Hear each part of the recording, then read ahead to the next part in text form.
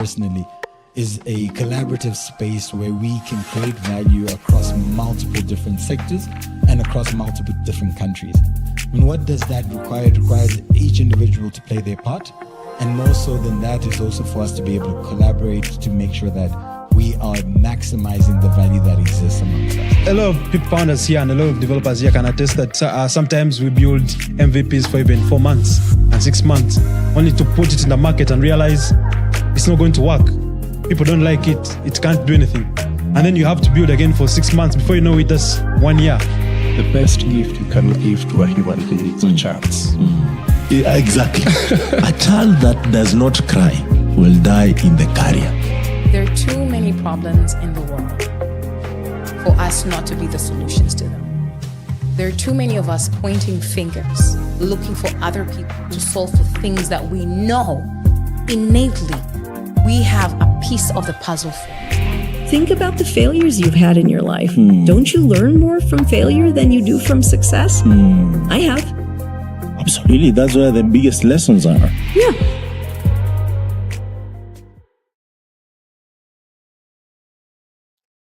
Right. Wonderful. It's another day joining you live from Mombasa, the coastal region of Kenya. And I just want to welcome you to this live recording, live podcast with my co-host you'll be seeing shortly. And this is Impact Masters podcast, where we dissect the status quo, ensuring that we're bringing you stories as well as the recordings, which changes the mold, and providing some expertise in developer experience, developer relations, entertainment, design, marketing, as well as tech ecosystem and scalable systems. Without further ado, I just want to welcome you here, and feel free to interact with us in the comment. We'll respond to any feedback or any comments that we see, and you're welcome. So without further ado, I just want to welcome my co-hosts, Graham Mwanga himself. He can introduce himself. Hi, Graham. Hi, how are you? So my name is Graham. Yep. From Africa Stocking. I work in the marketing and partnerships team. Africa Stocking, if you are hearing about it for the first time, we provide a telco platform as a service, as well as a communication platform as a service, integrating at least 80 telcos in Africa, with a presence in 23 markets, and providing businesses, developers, startups with one interface to interact with telco resources. Since we are an API business, we may as well add to that over time. So can look out for other API resources that are in addition to telco services. We've done payments in some countries. Cloud is coming. Aggregated cloud, which means you can integrate with whichever provider you love, and many more. Yeah, so great to be in the great city of Mombasa. Yeah, wonderful. I mean, today we have a really interesting podcast for you, and going forward, we're gonna be bringing some interesting discussion, and we're gonna discuss about the Big Score by Mark Mellon, or Malone, or Graham Malone. Depends on where you come from. Yes.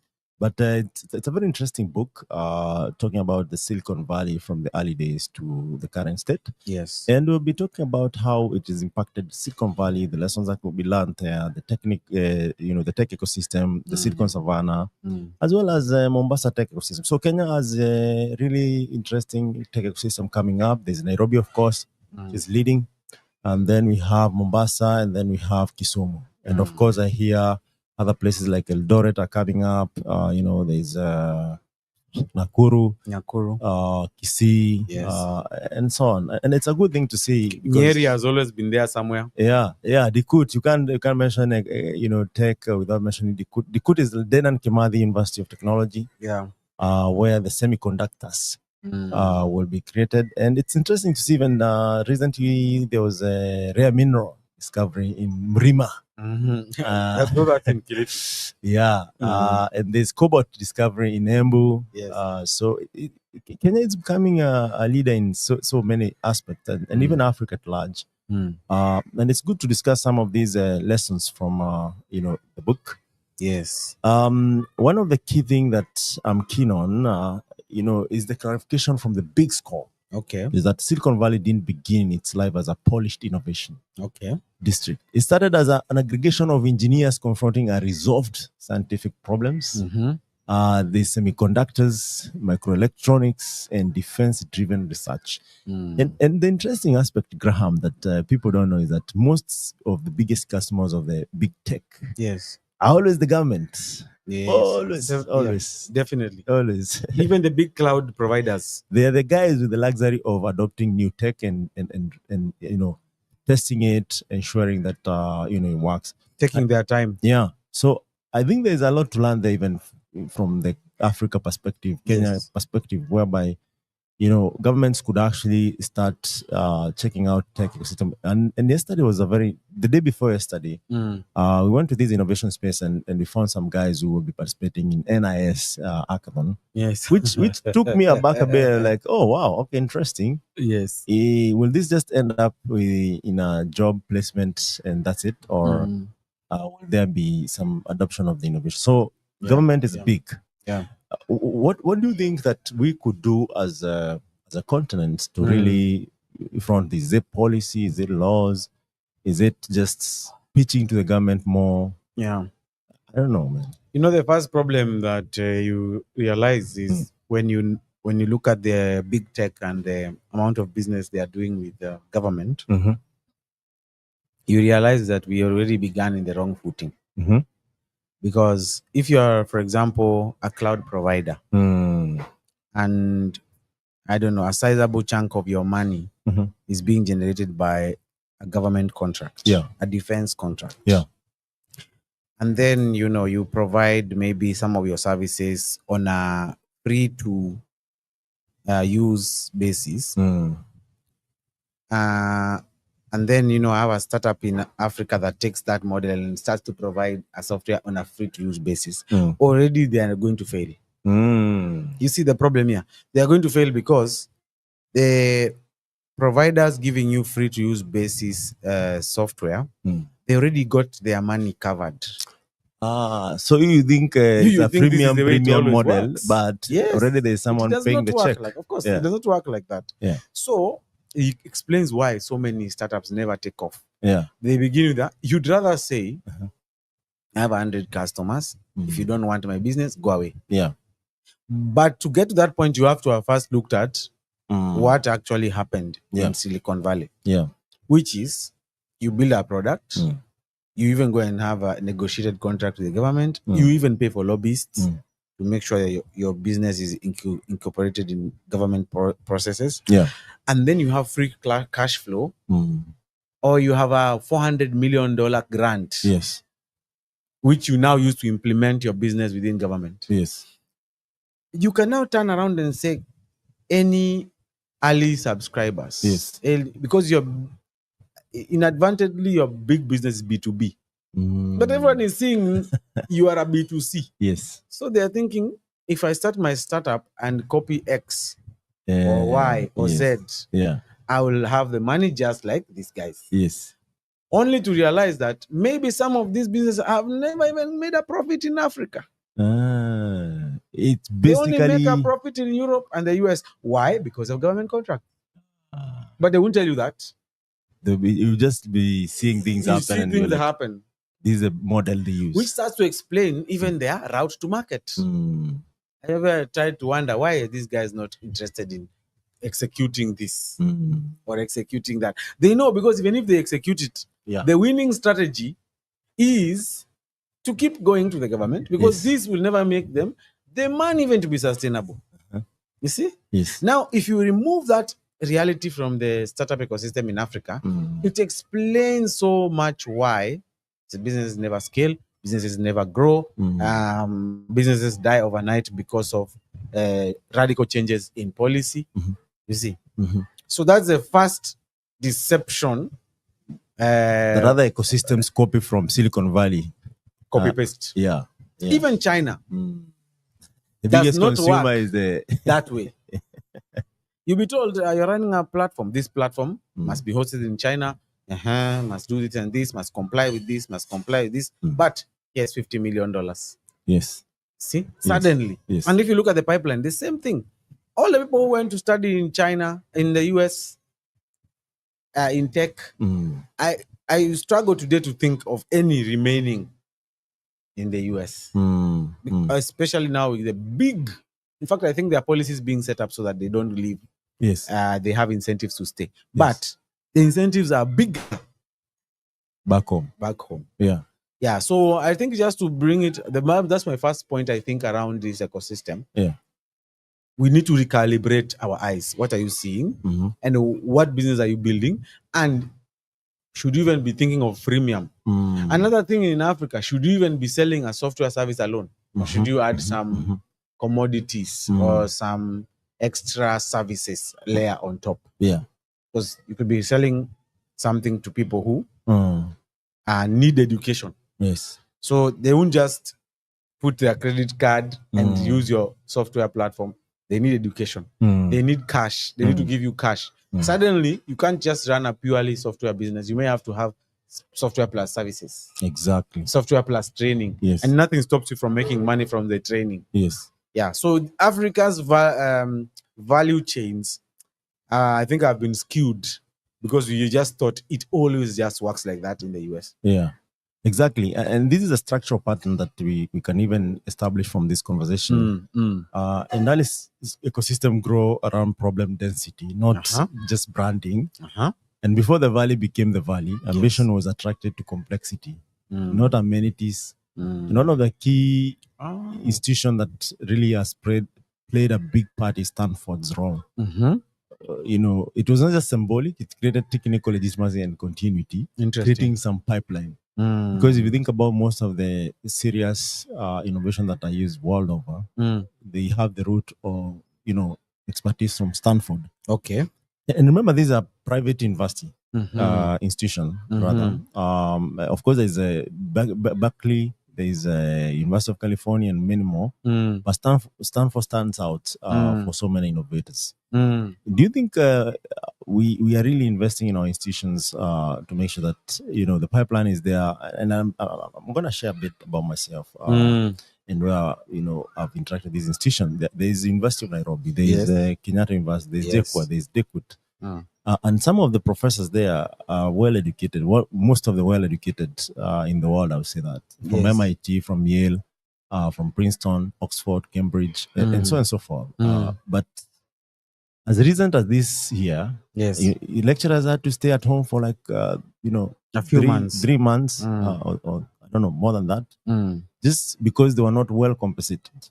Whereas if you compare that with Stanford, where lecturers are co-founders, they are the directors, they are board of, their research is consumed. Yes. Whereas the student actually get real-time internship and apprenticeship in these companies. By the time they graduate, they have a footing in the industry and they know what is required of them. Yeah.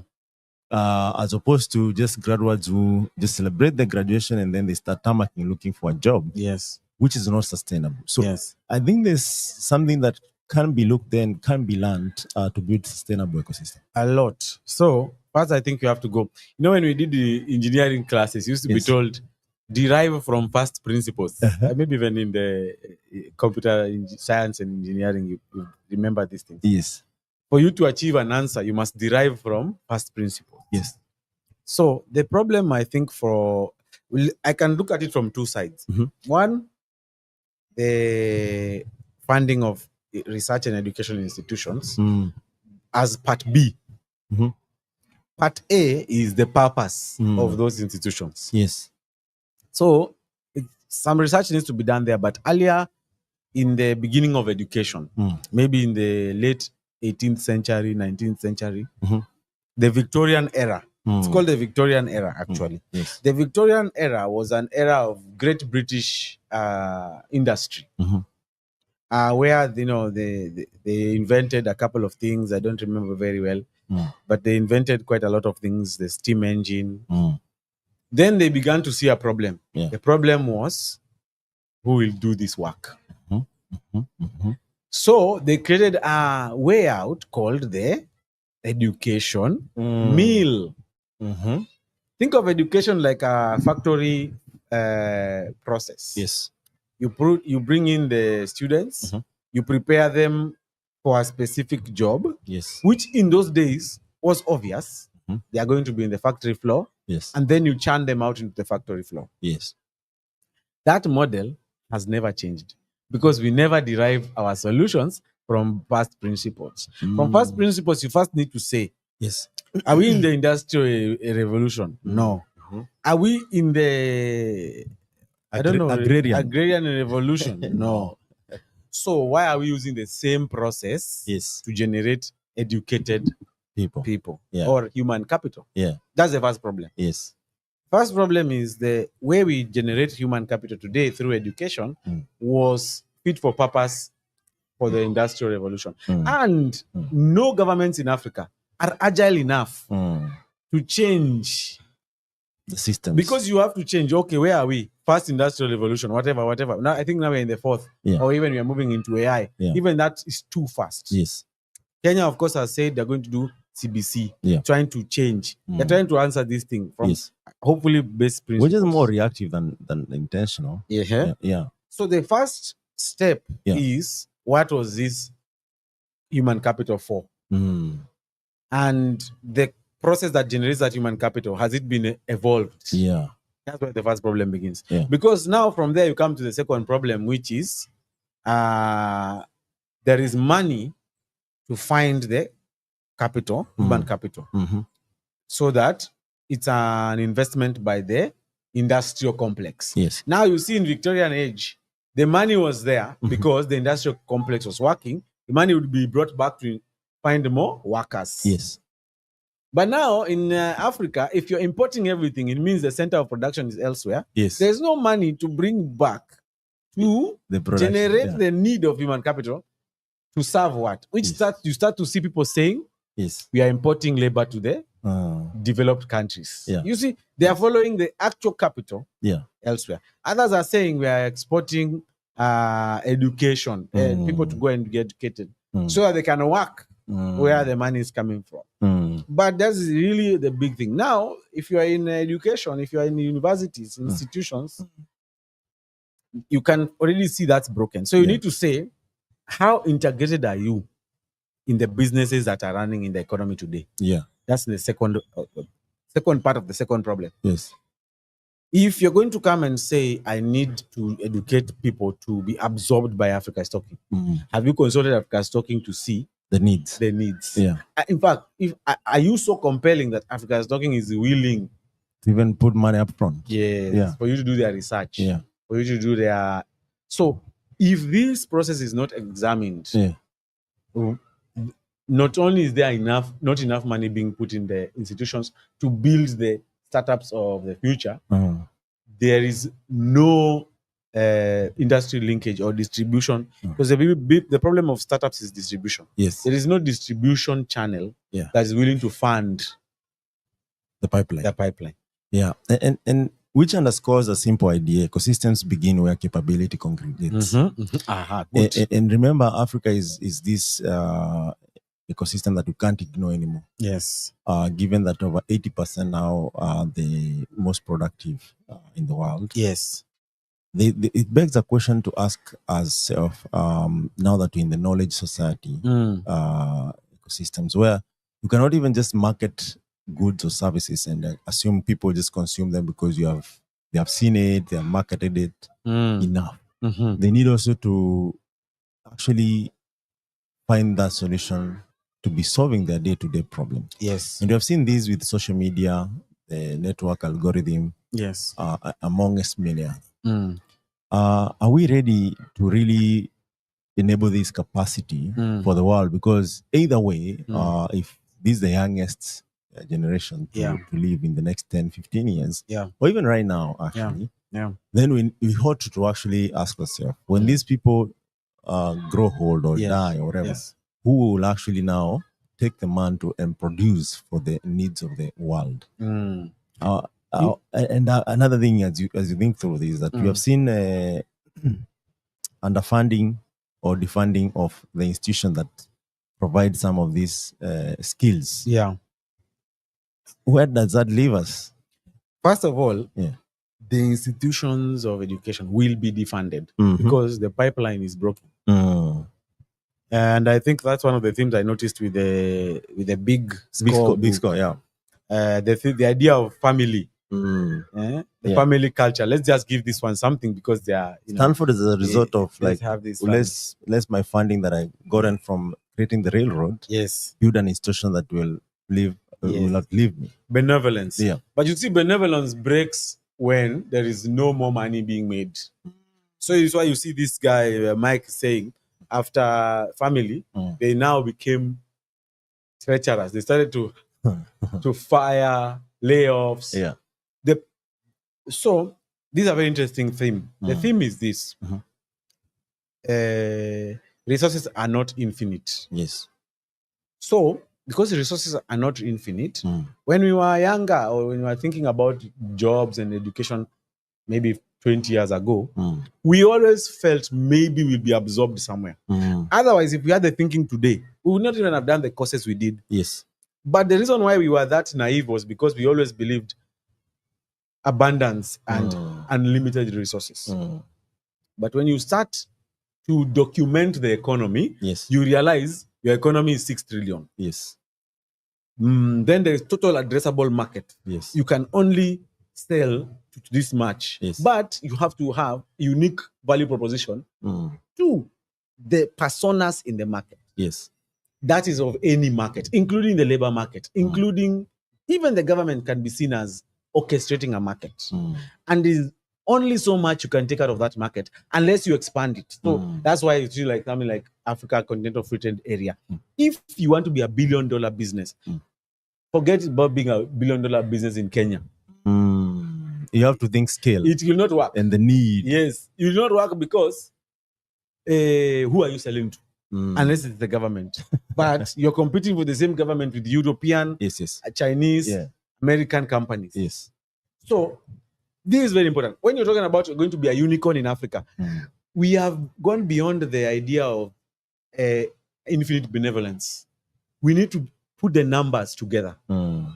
Now, when you look at the government, that's a struggle they must face. You know, you can't just pump money and hope. Yes. That is what we used to do when we were kids. Yes. Today, you must realize how much is coming in, how much is going out, what is the capacity of purchase of my people, etc. Yes. Now, when you look at the university, university must also have a target audience. It is shipping research and talent too. Yes. If it's only shipping talent to Kakamega County, when will it be $1 billion business? Kakamega County is only receiving maybe 15 billion shillings. Yeah, max. And most of it is debt. So a lot of these campuses or African universities are, one state university. But you want to play the league of Harvard. Harvard, which is advising 52 states or 54, the world. The world. Yeah. Yes, there is some research coming out of Harvard for China, for Middle East, and therefore they can be $1 billion research outfit. Yes. So the companies of Africa will continue to defund these organizations, and the students will continue to leave the process of education if there is no quantifiable total addressable market, quantifiable direction for talent. And also, final point, when you see China growing or the US, there is no growth of tech ecosystem without government intervention. So the idea that you can give $1 million to the tech ecosystem in Africa, you are joking. Yes, you are joking. You need to look at the government as a platform where startups and businesses can plug in. And now the government needs to start thinking, how does that platform grow value? Suddenly, you realize that you have no wastage available. At all. You can do an audit and see if it is agriculture. every vertical must be created and addressed Yes. for us to achieve the money we want. Yes. If you're looking at sports, Mm. if you're looking at business, anything that the government has its tax hands in, Yes. it must also start to nurture Yes. by being a platform. So I think the main story here is that Africa is very, very fast going to come out of benevolence and start creating value, just like the Silicon Valley shift. Yes. Which means people will now start thinking, if this guy is not creating value, am I going to keep him? Am I going to fire them? It's a very tough conversation. It can only be softened if we start to think about our entire value chain from end to end. And then when you strengthen that value chain, it means when a university will plug in, the university need to think beyond. You know, I usually see the Kenyan lecturers fighting, and I'm like, brothers, sisters, you're fighting for in Kenya. Why don't you try and create bigger, pool of work across Africa, 55 countries. Yeah. That's where the $1 billion is coming from. Yeah. You know. And I think let's talk a bit about critical mass and talent mobility and the Fairchild lineage. You know, most people don't know about how Silicon Valley was really built from the grit. So Fairchild Semiconductor remains one of the most consequential institutions in tech history. Okay. The traitorous eight Yes. live shockingly, form Fairchild, built new norms, and ultimately generate the Fair Children. And Fair Children here is Intel, AMD, National Semiconductor, and many more. So I think even given the Kenyan example, yes. Before you used to talk about Safaricom, 7Cs, Africa's talking a bit, Wananchi Group, then there was that wave of Microsoft ADC. Yes. And it doesn't mean that these companies were not there. It's just that they were there business-wise, like business development kind of presence. But there were a couple of years there that Microsoft came about. Okay, Andela came about, served a few engineers. Yes. Then Microsoft, there was GitHub, GitLab. Now there's Google Engineering and so on and so forth. Yes. And also we have seen some really interesting company came about. Cellulant. We have seen a couple of people raise money. There was Soko, as much as they closed. But are we intentional about how people migrate their talent and grow? Do people leave companies and go and start companies that actually, disrupt? And how can we encourage this even from the company perspective so that we have continuity and talent mobility that is safe, that is healthy, and that actually grows the ecosystem? This is I don't know if people are ready for this conversation. First, I can say a lot of African founders are jealous. They are fighting for jealous for or crabs. or small ego. Yes. Yes. Even when you eat food, right? Yeah. You need to get that food out of your system. Yes. Otherwise, you'll die. Yes. So I think number one, the tech ecosystem in Africa must heal from constipation caused by jealousy. I think the only country I have seen very successfully executing this is Nigeria. That's why in Nigeria you can have the Flutterwave mafia, you can have the Paystack mafia, you can have the Andela mafia. You see? Yeah. It's already writing itself. Yes. Like there are several founders who have come together, built value, seen some of their engineers, business people grow in their companies, and then proactively given them wings to fly, which is the theme you're talking about for the treacherous eight. Yes. So you will notice that if the Fairchild did not proactively spawn Intel, AMD, giving them the ropes, giving them the contacts. Business is not just about. There's a concept that you need 10,000 days to build your first business. Yes. But after that, not more. Yes. Because at 10,000 days or the 3 years, 10 years, I don't know how long, 3 to 10 years anyway, depends. Yes.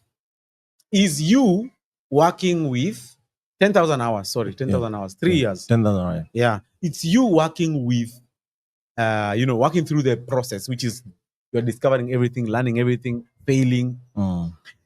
Nobody should be lied to that the 10,000 hours last forever. No, it's just a phase. After it, if you've been working in the banking sector after 3 years, who don't you know? What product and problem don't you know? Yes.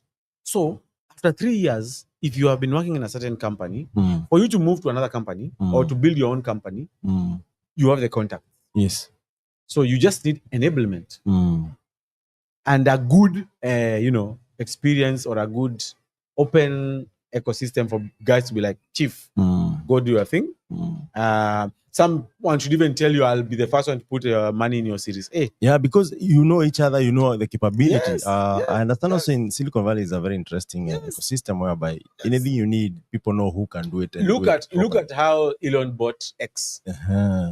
It's not all his money. Yeah. Yes. Yeah. How OpenAI was set up. Yeah. I'm doing this. All right. Here is 100 million. Here is 10 million. Because first, they're not debating, are you capable? They're not debating, do you have ethics? They're not debating, do you have a process? They know you have a process. They know you are capable. They know there's a market. So they are taking away the teething problems so that you start delivering value tomorrow. Yes.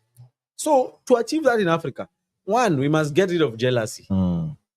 Two, we must look at everything as a process with an end game. Yes. Which means even when someone is hiring for their startup, they should already be calculating how these guys will grow, how they will exit, So some startups in Africa should already have created 10 more startups.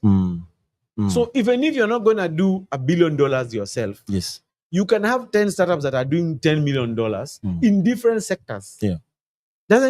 Money is money. You still have your 100 million at the end of the day. Yeah. So for us to achieve, Africa we must stop being jealous. We must move away from the choking each other. And we must live life, begin with the end in mind. The end in mind is every developer wants to be a CTO. Yeah. Every CTO wants to run a startup. Every startup wants to enter Series A and create jobs and get an IPO. Yeah. That is why are we doing this if not for that? If you're not conscious that every dev wants to be a CTO, every CTO wants a startup, every startup wants to exit at IPO stage, you will have constipation.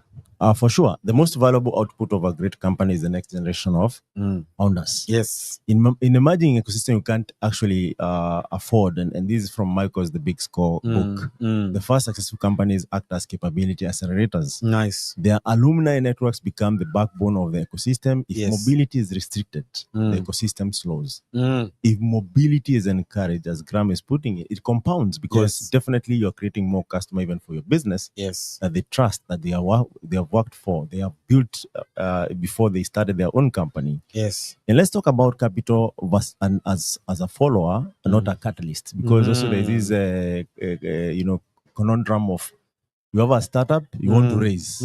After you raise, you're in the news. After in the news, we forget you or you collapse. Yes. And it has become so common in the upcoming ecosystems. Yes. So many assume venture capital shaped Silicon Valley from day one, but the Big Score documents the opposite. Yes. Venture capital matured only after the Valley demonstrated repeatable innovation. Interesting. Remember, Silicon Valley already had money from gold rush, right? Yeah. And from the silicon mining, all right? So the money was there, but it didn't really. They didn't just start dishing it out. It wasn't the lead of innovation because they have money. And we know there are places where the money is, even today. Even in Africa. Yeah, Switzerland, there's money there. And the GDP is crazy. And there's this France part, the most richest part. Monaco. But doesn't mean they're the most Southwest France. Yeah. So this is actually evident. This matters because the regions often attempt to lead with capital rather than technical depth. Silicon Valley worked because capable founders and problem-rich environments came first. Capital simply amplified what was already happening. Yes. So capital is an accelerant and not a starting ingredient. And you could see like the industrial tycoons. Yeah. People started Stanford. They realized that Yeah, building rail is a big deal. Civil engineering at that time was a big deal because that was the innovation, right? Yes. People are building roads, building, the first of the many. Yes. But they realize, you might want to establish an institution which actually carries out research, Yes. predicts the future and builds the new innovators. And hence Stanford. If you look at MIT, the same thing, right? Harvard, the same thing. They are just these people who maybe were oil tycoon or whatever tycoon, and they decided, let's put this money in a trust that starts this institution and you can see the evidence of that. But now in Africa, you can only speak so much about that, especially for institutions. And the reason why institutions are very, very interesting study. And this is not gonna stop because we're in the knowledge economy. I hear people saying university versus self-taught. You forget even the self-taught is generated from the same university you're escaping. Yeah, the principles of education and and what you learn is the same. If you're learning a server, it's a server. Yeah.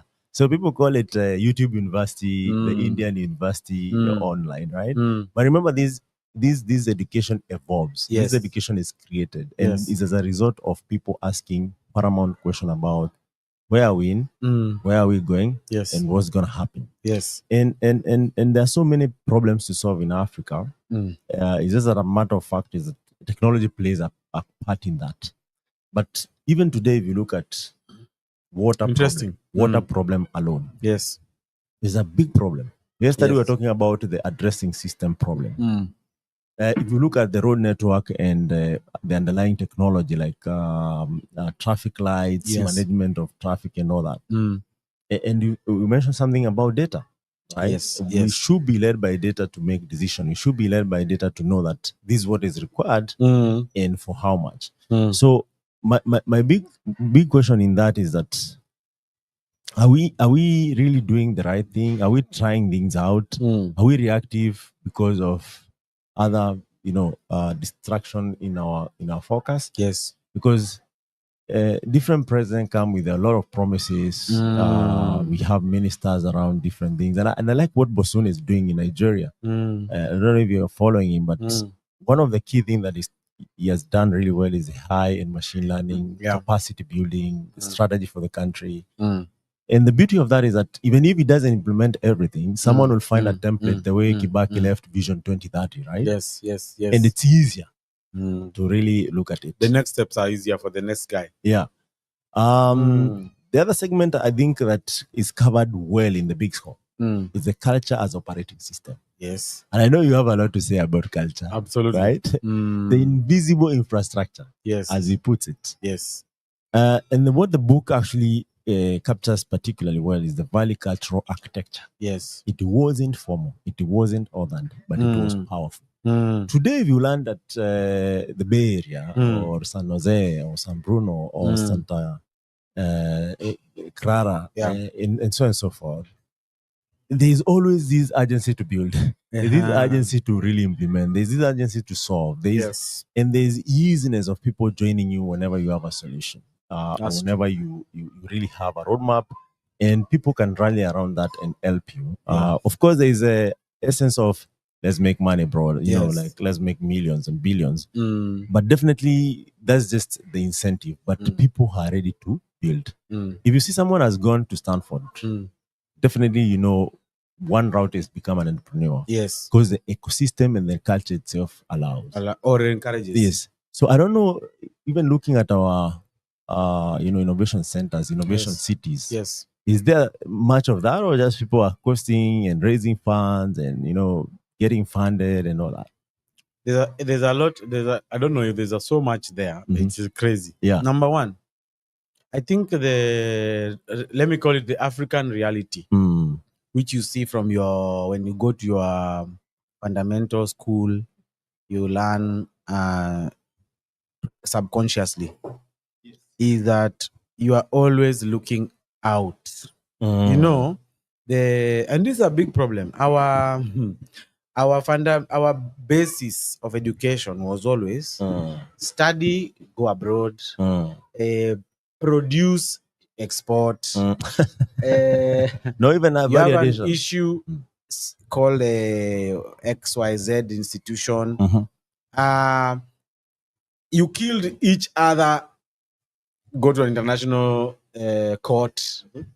So that culture has been a big problem because it has, in my view, created this culture that someone else is coming to help us. But the fact, Or I am built yeah, to go elsewhere. I'm preparing to leave. Yes, that's a very, very bad problem that we have. Yes. So some people may argue, and even I think it's part of the book, that the bad management made some people leave to go and create their better things. You could argue like that, but guys, where you are going, they are chasing you.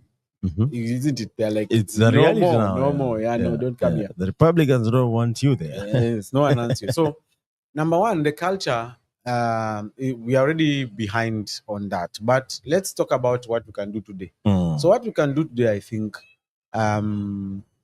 there's a lot. First of all, the organizations that are profitable today, they need to start preparing for the future by creating a culture where they'd rather look at it from. Let me give you a good example. Yeah. Dangote. Yes. He created the world's largest single train refinery. Not recently. Yeah, 2024, 2025. As a chemical engineer, when you look at a petrochemical company, the amount of value you can generate is ridiculous. Yes. From pharmaceuticals to plastics to petrochemical is everywhere.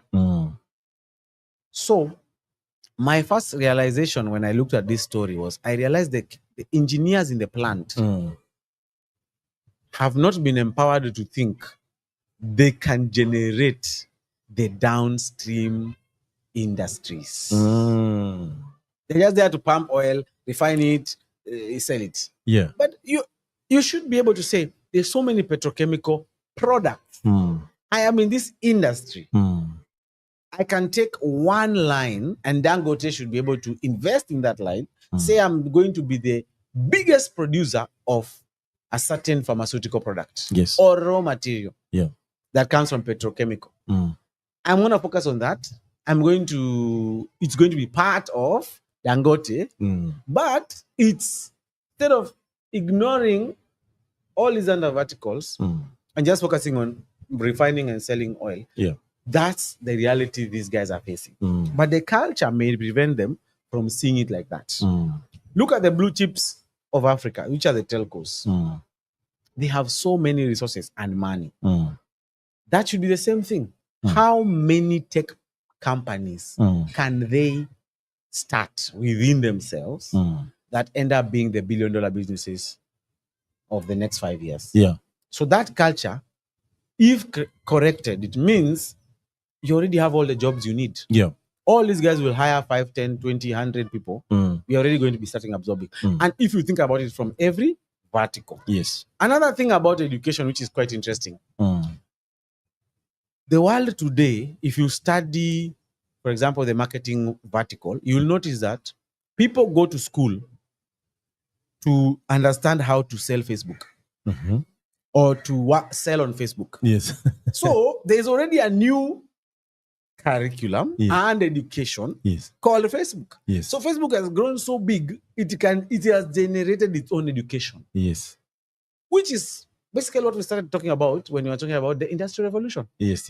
So now basically Facebook can give a curriculum which if you pass or if you understand, you start making $500 a week. So in other words, the Industrial Revolution has morphed into 200,000 companies that can generate local knowledge, train local people, and create local economy. So, but to get there, we have to change the culture. If you study, there's one time we were joking and saying Google employs the whole world. Why? Because of Google ads. Without ads, you can't sell. Without selling, you have no money. With no money, you have no company.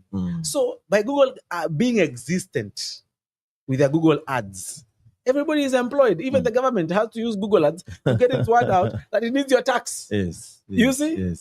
So that's another economy. You go and study Google marketing playbook. You become a guru. You start making thousands of dollars. You didn't need to go to study engineering. You just needed to study the Google ecosystem. Same to Facebook, OpenAI, Yes. Meta, Yes. Microsoft, AWS, Oracle, so many people. So how does that translate to African companies? African companies must start to create that culture where they're creating unique information, unique businesses, and they can be an umbrella of businesses Yes. from their own ecosystem. Mm. So that's, I think, how we could crack. Yes. But we have to change the culture. Yes. And people need to realize I'm not just selling a product. I could ideally be creating an ecosystem Yes. of new value. Yes. Yes. Yes. You see? Absolutely. Yeah.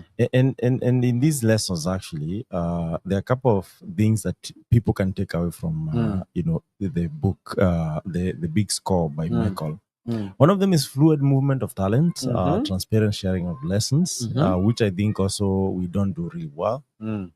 Tolerance of failure, and we should talk about that, like falling forward, paying forward, but failing also forward. Yes. Respect for speed, limited hierarchy, which actually explores all the innovation there is to explore. So these don't produce velocity, and in many developing ecosystems, the visible artifacts are built. Co-working spaces, accelerators, pitch events, without bending the underlying cultural mechanism. And I normally tell you this every time, reminding you how bad we are doing as an ecosystem. If you go to the Valley every day, there are different portfolio of events and engagements where you can plug in depending on your needs and your capacity. And they're really open as much as, they're happening all the time. And one of the key things is like it convenes the meeting of the minds and network, creating an opportunity for people to actually solve problems together collaboratively. Yeah. But what we have seen is that culture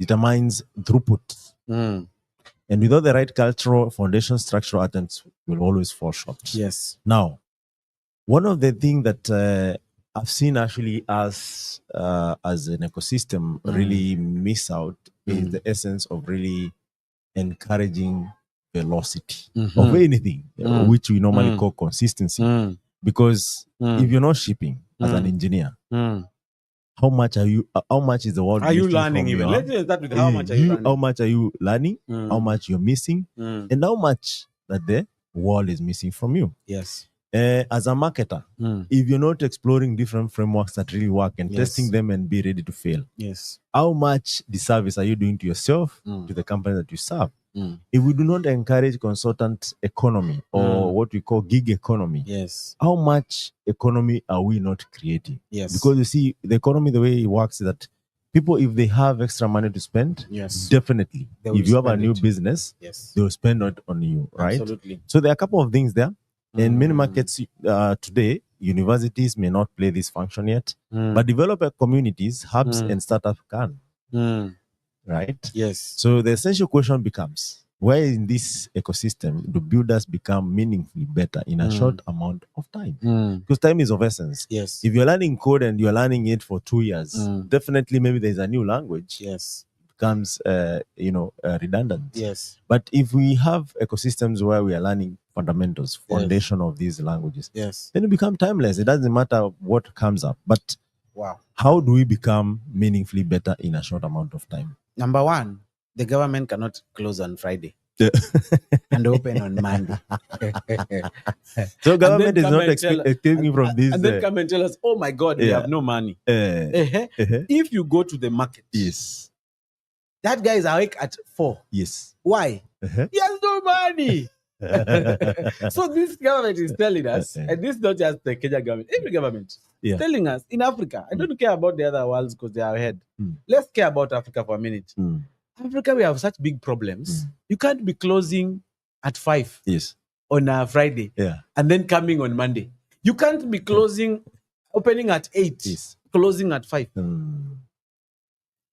You're not serious. Yeah, you're not serious. One of my internships was in a cement company. Let me just say cement, no marketing. By the way, the cement is... Just pause right there. In fact, we are open for, in 2026, we are open for partners who really would like this conversation to go out there. So feel free to reach us out through info@impactmasters.com.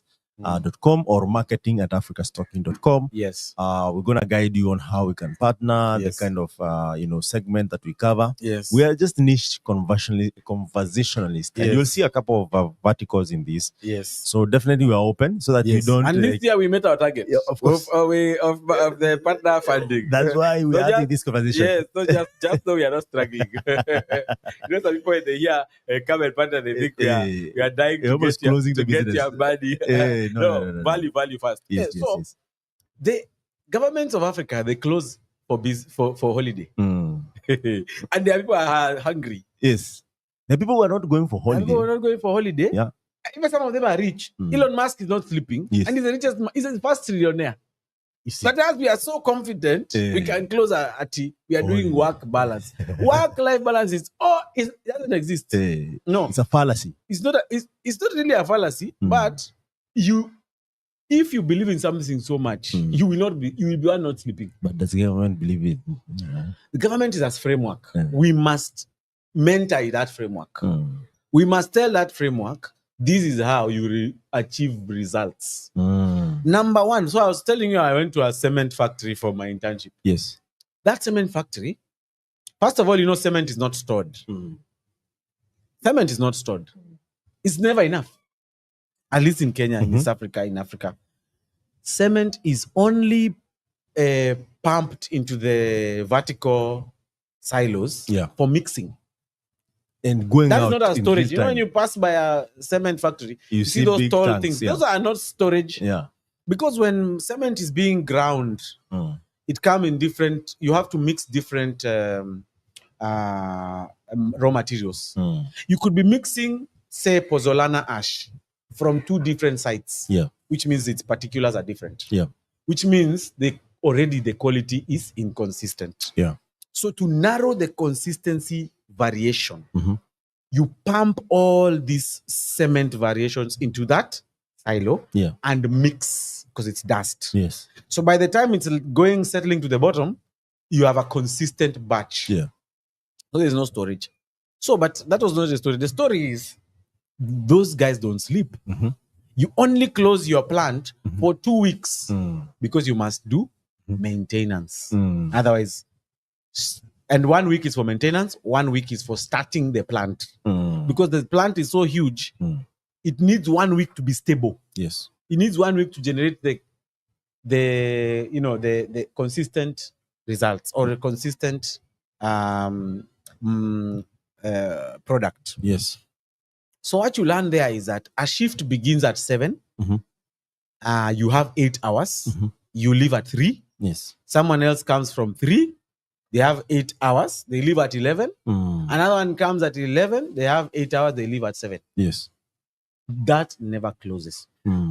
So when you look at the government, what do you see? Number one, if our economies are, or if only the government works 24 hours, what does the government need? It's the largest employer. Yes. It needs transport. They need food. Yes. They need security. And health. So when there is security in the government installations, there's security in the city. When the people need to go to work every 8 hours, there's transport that can't stop, and the transport is sustainable because there's always a batch of people walking to work, going to work. Yes. And then number 3, government delivery is faster. Yes. It's always working. Yes. See? So that's and just maybe reliable energy. and reliable. That's the first one. Yes. Always. Yes. So someone will come and say this doesn't work in the rest of the world, but we're not the rest of the world. Yeah. We are Africa. We need to be there. We are Africa. We need to catch up. We even need to surpass them. Yes. We are Africa. So as Africa, we need to say what works for us. We have the best weather. You won't tell me that I'll be freezing when I'm going to work at 11 p.m. No. It's always summer in Africa. So the first driver of change has to be a 24-hour government. Okay? Yeah. Which is automated. In other words, I clock in, I clock out, I have a workflow. When I leave, and there's enough workforce. Yes. Yeah. And when I leave, the next person coming, they don't need to, they have a system that shows them these are the tickets I'm working on. And they can continue from there. That's already working for other businesses. So number one has to be that. Number two, from that thinking, you can now look at the direct impacts from I saw the other day that the government of Kenya is now have its own enterprise arm. What does that say? It says, if you look at the positive side, it says that they are going to be really, really efficient Yes. at delivering value. Yes. But what does it say on the negative side? The negative side says the current Kenyan businesses that have survived on tenders from the government They're done. will be competing for the same tender With the enterprise. as the government enterprise. Yeah. I highly doubt they will win. So they need to now start adopting new ways of doing business, Yes. evaluating your value chain and seeing who are your partners that you can co-create new businesses with, Yeah. so that you survive the incoming storm. It's going to be a storm. Yeah. Yeah. So anyway, I don't know if I've covered all that question. No, but I mean, you have. my idea was our culture needs to change to a 24-hour economy, Yes. starting with the government. Yes. Then we need to build on the ecosystems that we as companies have, so that And we the reality enhance- is right now. Yes, Yeah. you enhance the value you can create as a business. Yes. Yeah. So let's talk about the segment about feedback loops and investment, which is covered really well in the Big Score, the compounding engine, Yes. right? And this is a theme that is covered well in the Big Score. So success wasn't an end point. It was a contribution. Founders reinvested capital, time, networks, and knowledge. Yes. Early employees mentored new entrepreneurs, Yes. and experience circulated. In fact, even today, if you look at Paul Graham, right? If you look at Sam Altman, if you look at Mark, if you look at Elon Musk, Yes. it's not just someone who just reappeared in one night on one day and he was successful. If you look at the PayPal mafia, there's a story, there's a network build, there's a failure, there's an exit, there's a reinvestment, there's a recommendation, there's referral. All these things that are happening. But in Africa, and I can be corrected, I've seen a culture where, or a loop where people are always gatekeeping. Yes. They are always, creating some sort of cabal, to say the least. I hear there are like CTO WhatsApp groups where if you're fired in one company, you can't be rehired in that That's it. ecosystem. Yeah. And imagine how much talent we're losing because of such. And I'm not saying that it's a classic example, but I just want to imagine where we have an ecosystem where failure is encouraged. Yes. Different opinion is encouraged. Yes. Building is encouraged, and talent is built to withstand everything. So ecosystem scale through recursive contribution. The loop looks like this: build, learn, exit, and evolve. Reinvest, repeat at a higher level. Interesting. So if you build something and exited at $50 million, Yes. maybe the next one should be $1 billion. Yes. Right? Yes. Without this investment cycle, ecosystem plateau. And we have seen so many other, I don't want to say Rwanda, where it looks like a lot is happening and then all of a sudden there's not so There's a much. plateau. Yeah. There's not so much. Also going a on problem of limited markets. there. Exactly. And scale, as you're And speaking scale. about it. So there's a lot that really, I think, that could be learned there. I don't want to preempt everything. And by the way, our intention of this, and this is our first book that we want to put out there, is not to preempt what is there. We want to encourage you that you can actually read some of these things and form your opinion. Inform your opinion. We're not paid. We're not partnering with Michael Malone. It's something that I found interesting.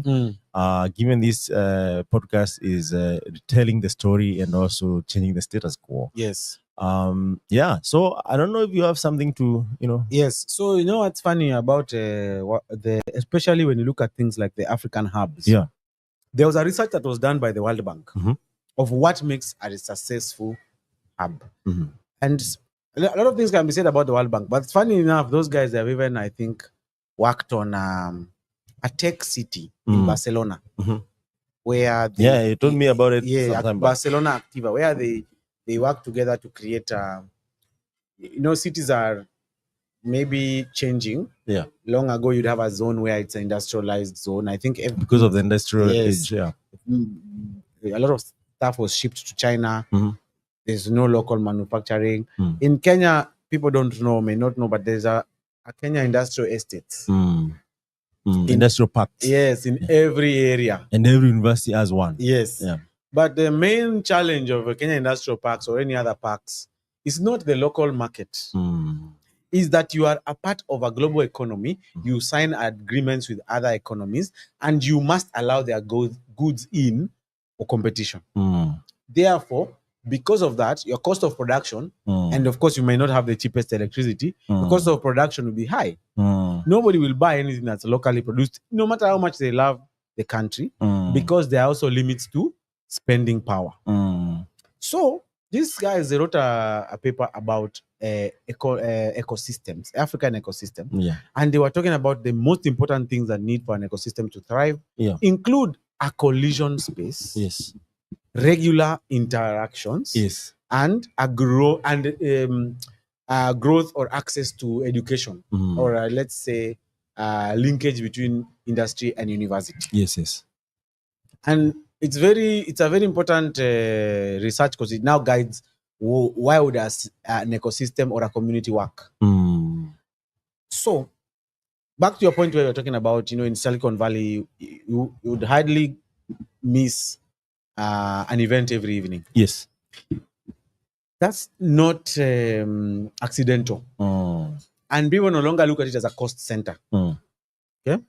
And also the participatory rate of the entire, let me call it, in the different departments of a company must be high.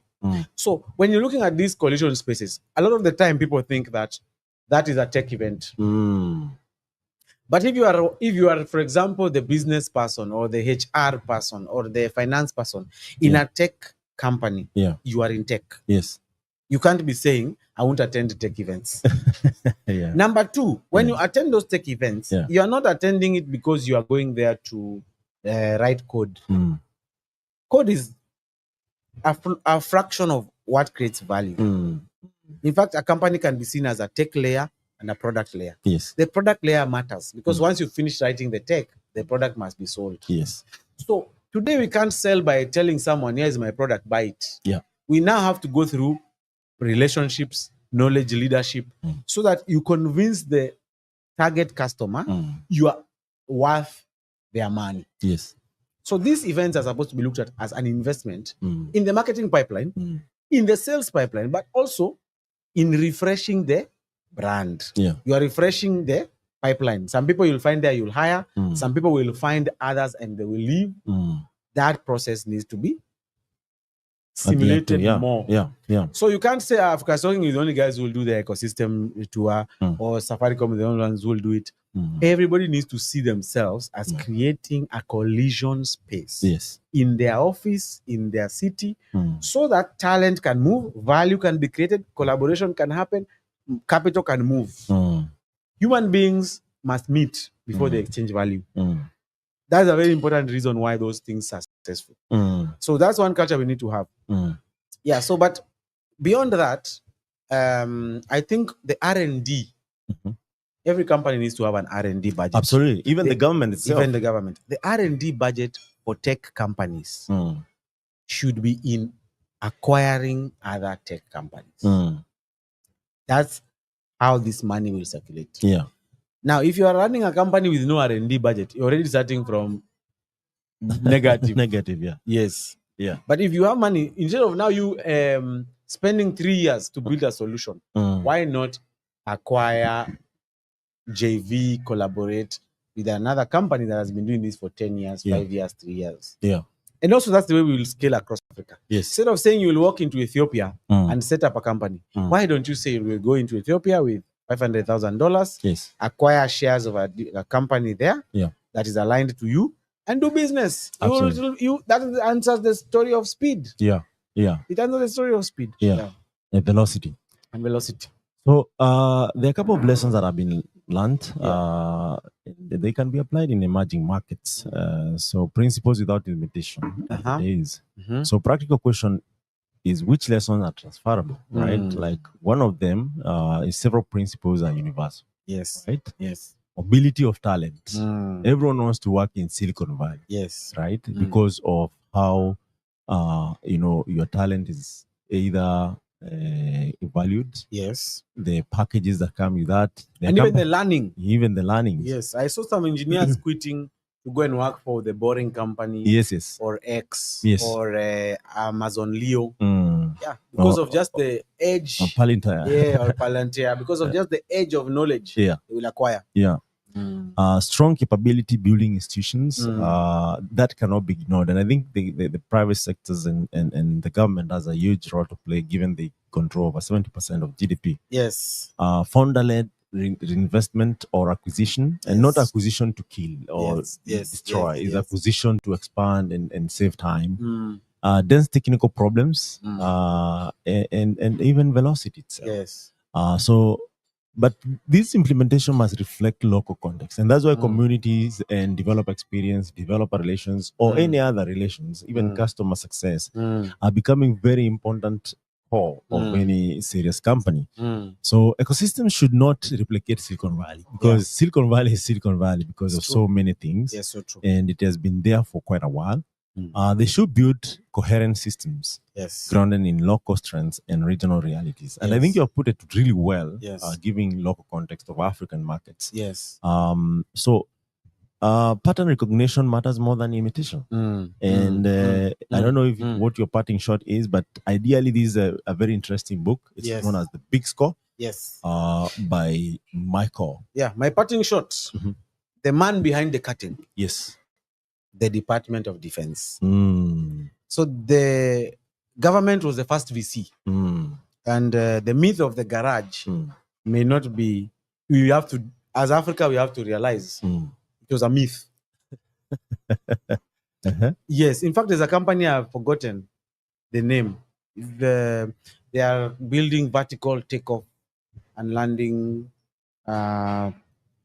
planes for the Department of Defense. They've been failing for 4 years. I've forgotten the name. It starts with A. So military contracts provided the patient capital that allowed companies to survive early failures. Yes. Some companies in Africa will fail early. Doesn't mean they don't have an idea that will work. Yeah. Just means they need patient capital, because nobody starts walking on the first day. Yes. Nobody starts chewing hard food on the first day. Even the Wright brothers didn't fly on the first day. Yeah. And the plane that they flew, was it in Oregon? Kitty Hawk. Is not what we take today as flights. Yes. You see? Yes. There had to be some patience. And most probably, we should actually research who was their first investor. It must have been the government. Yes. Yes. The Air Force was born.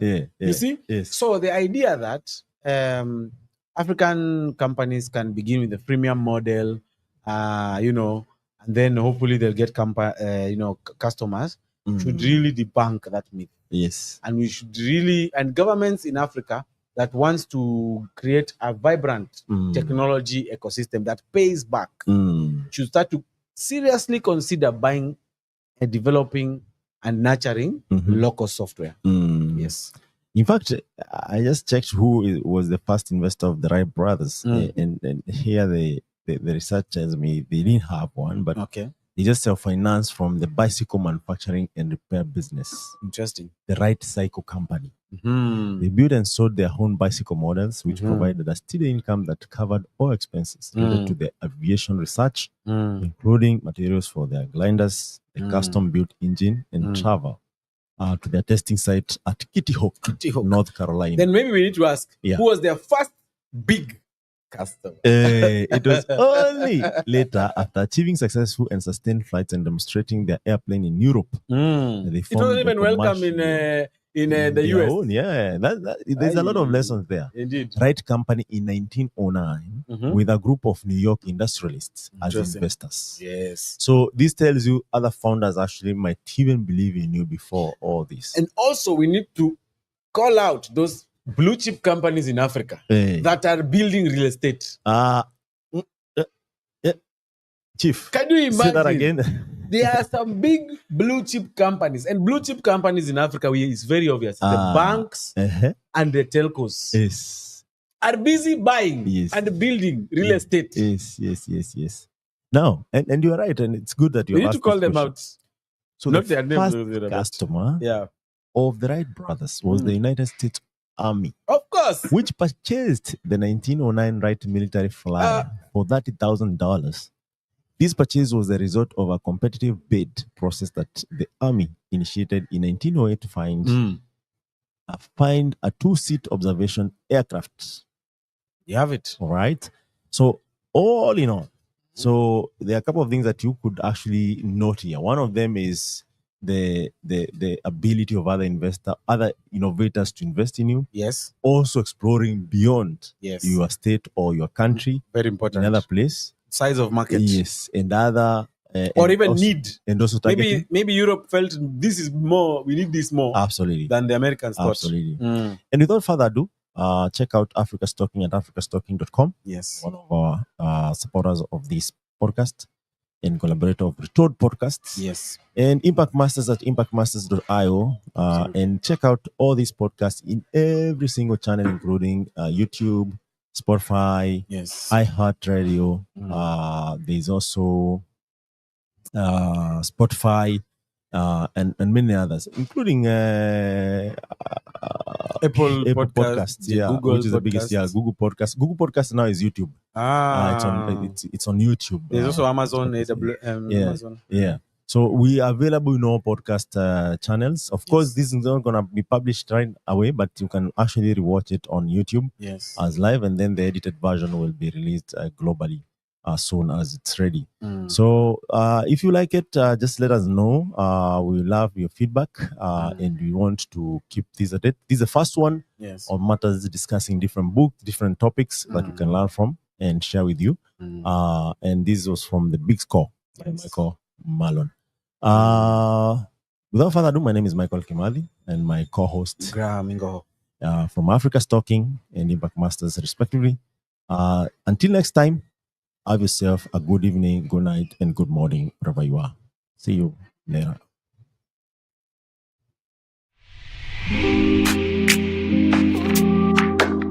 And within Africa, what I see personally is a collaborative space where we can create value across multiple different sectors and across multiple different countries. And what does that require? It requires each individual to play their part. And more so than that is also for us to be able to collaborate to make sure that we are maximizing the value that exists amongst us. A lot of people founders here and a lot of developers here can attest that sometimes we build MVPs for even 4 months and 6 months, only to put it in the market and realize it's not going to work.